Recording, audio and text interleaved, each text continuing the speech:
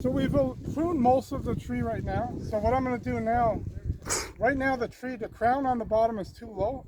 It's just an aesthetic thing. I can tell by looking at it, it's just too low. And you want more airflow. You want it to look cleaner. And in order to look cleaner, we should lift the crown a bit. So what I'm going to do now is just go around the base. And I'm going to cut some lower branches to allow more airflow and to make the tree look a little bit more balanced. So that's what I'm going to finish doing there now. So you can start picking up over there too, Nick.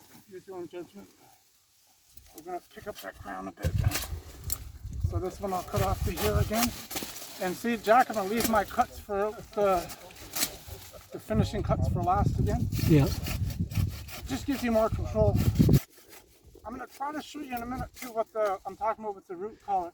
It's kind of hard to explain without showing it to you. But so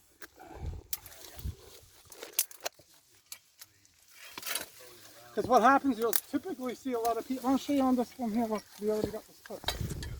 If you're, what a lot of people end up doing, if they're pruning, just say if this was a tree itself, Yeah. pretending this is a tree, they have a tendency to cut it off here and leave stubs. You don't want to do that because this stub will die back. But what happens is not allowing for proper healing at the base. It will probably not heal. So what happens over time, this dies back. It almost gets as it dies back, if it's not cut off here properly, it's not allowing this to properly seal over the wound. But if you cut it off here, and what I mean by the collar is, if you'll follow this here, it's sort of elevated slightly here and then it gets straight. So when you make your cut, you don't want to go on a diagonal because you're allowing too much surface area here and it takes too long to heal. You're going to go perpendicular to this branch like this, and you cut it off just like this. So by doing that, what ends up happening, over time, the bark starts to girdle over this, and over time, it'll actually seal over.